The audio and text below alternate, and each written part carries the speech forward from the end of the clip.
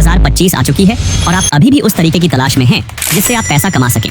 वहीं दूसरी तरफ कुछ बच्चे सिर्फ एक बेसिक सा ऑनलाइन बिजनेस शुरू करके हर महीने 40 से 50 हजार कमा रहे हैं। तो सवाल यह उठता है, क्या आपके पास उन तरीकों का ज्ञान नहीं है या आप किसी गलत रास्ते पर चल रहे हैं? अब देखिए, आपकी इस हालत के लिए आप खुद जिम्मेदार नहीं हैं। गलती उन क्रिएटर्स की है जो आपको पैसे कमाने के नाम पर लूडो और कलर ट्रेडिंग जैसे यूजलेस तरीके सिखा रहे हैं। आप उस टेम्पोररी सोल्यूशन से सेटिस्फाइड हो जाते हो और उसी लूप में फंसते चले जाते हो। और होता क्या है, आपका टाइम और पैसे दोनों वेस्ट हो जाते हैं, क्योंकि ये सिर्फ आपके परमानेंट प्रॉब्लम्स का एक टेम्पोररी सोल्यूशन है। मान लो आज आपने कलर प्रेडिक्शन गेम खेलकर 500-600 कमा लिए, बट व्हाट्स नेक्स्ट? कल फिर से जीरो से शुरू करना पड़ेगा। एंड लेट्स बी ऑनेस्ट, ये है तो एक गेम ही ना, और गेम की पहली और बड़ी रूल होती है हारना।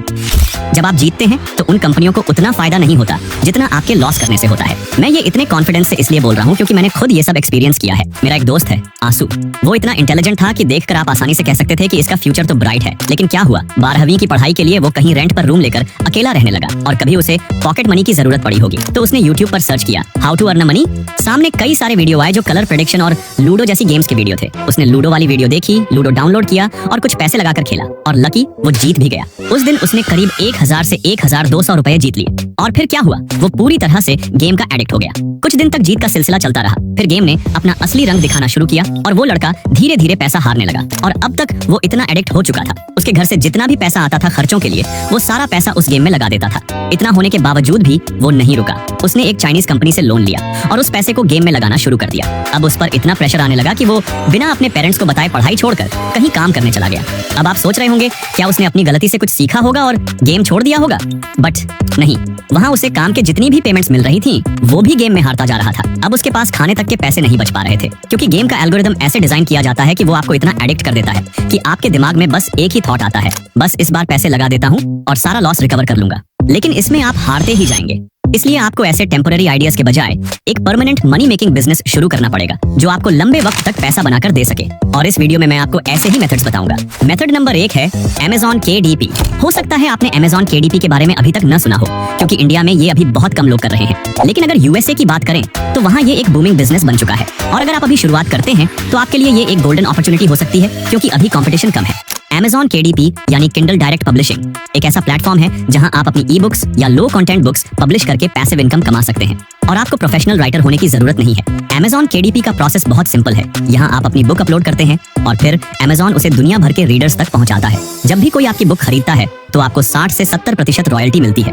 अगर आप सोच रहे हैं कि मैं नहीं लिख सकता, तो कोई टेंशन नहीं, आपको बड़े नॉवेल्स या रिसर्च पेपर्स लिखने की जरूरत नहीं है।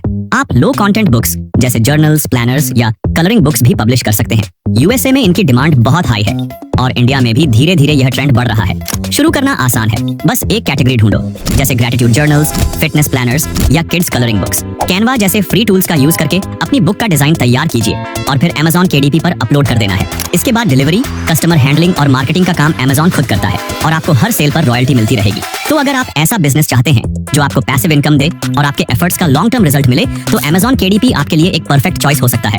मेथड नंबर 2 है इन्फ्लुएंसर मार्केटिंग एजेंसी। क्या आपने कभी सोचा है कि Instagram और YouTube पर बड़े बड़े इन्फ्लुएंसर्स के स्पॉन्सर्ड पोस्ट्स के पीछे कौन होता है? वे ब्रांड से कैसे कनेक्ट करते हैं? इसका जवाब है influencer marketing agencies. Influencer marketing agencies एक ऐसा बिजनेस मॉडल है जो आज के डिजिटल दौर में तेजी से ग्रो कर रहा है। अगर आप सोच रहे हैं कि इंडिया में इसका फ्यूचर क्या है, तो बता दूं कि ये अभी शुरुआती स्टेज पर है, जबकि USA और अन्य वेस्टर्न कंट्रीज में यह इंडस्ट्री काफी ग्रो कर चुकी है। इसलिए यह आपके लिए एक गोल्डन अपॉर्चुनिटी हो सकती है इसे अब शुरू करने का। इन्फ्लुएंसर मार्केटिंग एजेंसी का काम क्या है? ये एजेंसीज ब्रांड्स और इन्फ्लुएंसर्स के बीच ब्रिज का काम करती है। ब्रांड्स को अपने प्रोडक्ट्स और सर्विसेज का प्रमोशन करना होता है और इन्फ्लुएंसर्स के पास वह लॉयल ऑडियंस होती है जो उन ब्रांड्स के काम आ सकते हैं। इन एजेंसीज का काम रहता है ब्रांड्स को उसके नीड के हिसाब से परफेक्ट इन्फ्लुएंसर से कनेक्ट करवाना। अब बात आती है एजेंसीज कितना पैसा कमाती हैं। ये एजेंसीज कई बार सेम डील्स करके इन्फ्लुएंसर से ज्यादा पैसा कमाती हैं। एग्जांपल के लिए मान लीजिए एक फॉरेन ब्रांड को 10,000 फॉलोअर्स वाले इन्फ्लुएंसर की जरूरत है। वह इन्फ्लुएंसर के लिए $200 तक देने को रेडी हो जाता है। वहीं इंडिया में वही काम इंडियन एजेंसी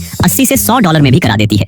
अब सोचिए एजेंसी इस डिफरेंस से कितना प्रॉफिट कमा रही है। अगर ये एजेंसीज हफ्ते में 5 डील्स भी करें तो वे क्रिएटर्स से 10 गुना ज्यादा कमाती हैं। आजकल मार्केट में ऐसे अपॉर्चुनिटीज बहुत हैं। नेटवर्क बनाना और ब्रांड से कनेक्शन करना अब मुश्किल नहीं रहा, क्योंकि क्रिएटर्स की कमी नहीं है। हर क्रिएटर चाहता है कि कोई एजेंसी उसे ब्रांड डील्स दिलाए और ब्रांड्स को भी अफोर्डेबल प्राइसेस पर सही इन्फ्लुएंसर्स चाहिए होते हैं। अगर आप सही तरीके से अपना नेटवर्क डेवलप करते हैं तो यह बिजनेस मॉडल बहुत ही प्रॉफिटेबल हो सकता है। मेथड नंबर 3 है डिजिटल प्रोडक्ट्स। यह एक ऐसा तरीका है जिससे बड़े बड़े नाम जैसे ईमन गद्जी और एंड्रू टेट अपनी मेजर इनकम करते हैं। शायद आपने डिजिटल प्रोडक्ट्स के बारे में कम सुना होगा, लेकिन ये आज के दौर का सबसे प्रॉफिटेबल बिजनेस मॉडल है। तो सवाल आता है, डिजिटल प्रोडक्ट्स क्या होते हैं? आसान भाषा में समझें तो ये वो प्रोडक्ट्स होते हैं जो फिजिकल नहीं होते। मतलब आपको इन्हें एक बार बनाना होता है और फिर बार बार बेचना होता है, जैसे e books, online courses, templates या गाइड्स। सबसे बड़ी बात यह है कि इसमें आपकी कोई भी इनिशियल इन्वेस्टमेंट नहीं लगती, कोई मैन्युफैक्चरिंग कॉस्ट नहीं, कोई शिपिंग चार्जेस नहीं, क्योंकि इसे ऑनलाइन सेल किया जाता है और हर सेल पर आपको 100% प्रॉफिट मिलता है। अब सवाल है कि इसे शुरू कैसे करें? अगर आपके पास अपना पर्सनल ब्रांड है, जैसे इंस्टाग्राम या यूट्यूब पर फॉलोवर्स हैं,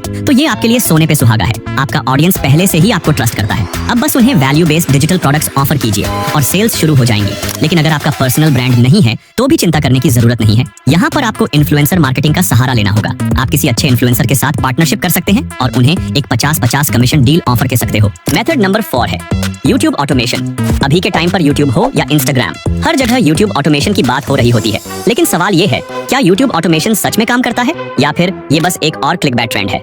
आज मैं आपको बताऊंगा असली ऑटोमेटेड चैनल कैसे बनाया जाता है, और वो भी बिना खुद कैमरा ऑन किए, बिना एडिटिंग सीखे। देखो, मैंने भी 2 साल पहले एक ऑटोमेटेड चैनल बनाया था। शुरुआत में मुझे लगा यार बस वीडियो डालो और पैसा आने लगेगा, लेकिन रियलिटी बहुत अलग थी। पहले 3 महीने में 100 सब्सक्राइबर भी नहीं आए।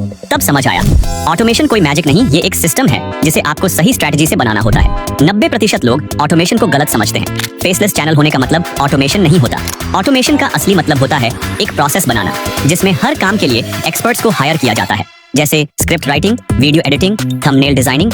ये सब आपको खुद करने की जरूरत नहीं है, बल्कि ये काम आप किसी और से करवा सकते हो और खुद सिर्फ एक मैनेजर की तरह सिस्टम को मॉनिटर कर सकते हो। अब सवाल ये आता है कि असली YouTube ऑटोमेशन शुरू कैसे करें? सबसे पहले आपको एक सही नीचे चुननी होगी। लेकिन यहाँ सबसे बड़ी गलती ये होती है कि लोग गेमिंग, टेक रिव्यूज और फाइनेंस जैसी नीचेस में घुस जाते हैं, जो पहले से ही काफी कॉम्पिटिटिव हैं, और इन कैटेगरीज में ऑटोमेशन करना काफी महंगा पड़ता है। तो आपको एवरग्रीन और लो कंपटीशन नीचेस पर जाना चाहिए, जैसे मोटिवेशनल स्टोरीज, एंशिएंट हिस्ट्री या स्टडी हैक्स। ये टॉपिक्स हमेशा ट्रेंडिंग रहते हैं और यहाँ ग्रोथ के अच्छे चांसेस होते हैं। अब बात करते हैं पैसे की, क्योंकि ऑटोमेशन का मतलब ही आउटसोर्सिंग होता है, और आउटसोर्सिंग करने के लिए आपके पास बजट होना चाहिए। अगर आपके पास 20,000 से 30,000 रुपए तक का शुरुआती इन्वेस्टमेंट है, तो आप आराम से अपना ऑटोमेटेड चैनल स्टार्ट कर सकते हो। मान लो 400 से 500 रुपए में एक स्क्रिप्ट राइटर मिल जाएगा, 1000 से 150 रुपए में वीडियो एडिटर, 400 से 500 रुपए में थंबनेल डिजाइनर, और अगर वॉइस ओवर खुद नहीं करना चाहते तो 500 से 1000 रुपए में वॉइस ओवर आर्टिस्ट भी मिल जाएगा। मतलब एक वीडियो की टोटल कॉस्ट करीब 3000 रुपए तक आएगी, और इसी बजट में आप 10 हाई क्वालिटी वीडियोस बना सकते हो, जो आपके चैनल को ग्रो करने के लिए काफी होती हैं। अगर तुम्हें लग रहा है कि YouTube ऑटोमेशन के लिए इतना पैसा लगाना मुश्किल होगा, तो टेंशन मत लो, क्योंकि मार्केट में ऐसे AI टूल्स मौजूद हैं जो तुम्हें मैनुअल काम से बचा सकते हैं और खर्चा भी काफी कम कर सकते हैं। अभी मार्केट में बहुत सारे AI टूल्स हैं, जैसे एक डब AI है। इसमें तुम्हें कंटेंट क्रिएशन से जुड़ी हर जरूरी चीज मिल जाती है। तुम्हें स्क्रिप्ट चाहिए, डब से लिखवा सकते हो। तुम्हें प्रोफेशनल क्वालिटी की वॉइस बनानी है, डब कर देगा। अगर तुम्हें खुद जैसा AI अवतार बनाना हो तो वो भी मुमकिन है। अब मैं तुम्हें लाइव डेमो दिखाता हूँ। मेरे पास एक स्क्रिप्ट है और मैं डब AI से उसकी वॉइस जनरेट करके दिखाऊंगा, ताकि तुम्हें इसकी क्वालिटी का अंदाजा हो सके। जब तुम पहली बार डब ओपन करोगे तो ऐसे कुछ इंट्रो स्क्रीन दिखेंगी, बस उन्हें नेक्स्ट करते जाओ। यहाँ से तुम सिंगल और मल्टीपल दोनों प्रकार के वॉइस जनरेट कर सकते हो। मैंने अपनी स्क्रिप्ट यहाँ पेस्ट कर दी और यहाँ तुम्हें ढेर सारे कैरेक्टर्स और लैंग्वेज ऑप्शन दिखेंगे। अलग अलग एक्सेंट और टोन के साथ वॉइस एडजस्ट करने का भी ऑप्शन मिल जाता है। अब बस एक क्लिक करो और वॉइस तैयार। अभी के टाइम पर YouTube हो या Instagram, हर जगह YouTube ऑटोमेशन की बात हो रही होती है। लेकिन सवाल ये है, क्या YouTube ऑटोमेशन सच में काम करता है या फिर ये बस एक और क्लिकबेट ट्रेंड है? आज मैं आपको बताऊंगा असली ऑटोमेटेड चैनल कैसे बनाया जाता है, और वो भी बिना खुद कैमरा ऑन किए, बिना एडिटिंग सीखे। सुन सकते हो इसकी क्वालिटी कितनी जबरदस्त और नेचुरल लग रही है। अब अगर तुम्हें इसे डाउनलोड करना है तो सीधा माई प्रोजेक्ट्स में जाकर सेव कर सकते हो। लेकिन असली मजेदार फीचर अभी बाकी है। इंस्टेंट क्लोनिंग एवटार से तुम अपना खुद का AI अवतार बना सकते हो। इससे क्या होगा, तुम्हारी एक फेस वैल्यू बनेगी, यानी बिना कैमरा ऑन किए भी तुम्हारा खुद का डिजिटल वर्जन वीडियो में आ सकता है। इसके अलावा AI एवटार लिप सिंकिंग का ऑप्शन भी है, यानी तुम्हारी स्क्रिप्ट को कोई भी डिजिटल अवतार लिप सिंक करके बोल सकता है। इसमें भी सेम प्रोसेस है। स्क्रिप्ट पेस्ट करो और तुम्हें जिस भी टाइप्स की एवटार एंड वॉइस चाहिए वो सब सिलेक्ट करो और जनरेट के लो। कुछ मिनट्स बाद आपकी रियलिस्टिक एवटार रेडी हो जाएगी। अभी के टाइम पर YouTube हो या Instagram, हर जगह YouTube ऑटोमेशन की बात हो रही होती है। लेकिन सवाल ये है, क्या YouTube ऑटोमेशन सच में काम करता है या फिर ये बस एक और क्लिकबेट ट्रेंड है? आज मैं आपको बताऊंगा असली ऑटोमेटेड चैनल कैसे बनाया जाता है, और वो भी बिना खुद कैमरा ऑन किए, बिना एडिटिंग सीखे। यहाँ पर तुम्हें काफी सारे फीचर्स मिल जाती है। अगर तुम डब ट्राई करना चाहते हो तो लिंक डिस्क्रिप्शन में दे दी है, वहां से जाकर देख लेना। अब प्राइसिंग की बात करें तो डब के प्लान कुछ इस तरह है: $15 प्रति माह, $40 प्रति माह, $150 प्रति माह, जितने पैसे में टीम हायर करके एक वीडियो बनता था, उतने में एआई से 5 वीडियो तक बनाई जा सकती है। तो अगर तुम सच में यूट्यूब ऑटोमेशन करना चाहते हो और बिना बड़ी टीम हायर किए एक प्रोफेशनल चैनल बनाना चाहते हो, तो डब एक गेम चेंजर साबित हो सकता है। और हाँ, अगर तुम्हें यूट्यूब ऑटोमेशन पर और डिटेल में सीखना है, तो मैंने इस पर एक डेडिकेटेड कोर्स बनाया है। तुम चाहो तो उसे भी चेक कर सकते हो, वहां से तुम्हें पूरी स्ट्रैटेजी समझ आ जाएगी। तो आज के लिए बस इतना ही, मिलते हैं अगले वीडियो में, तब तक के लिए बाय।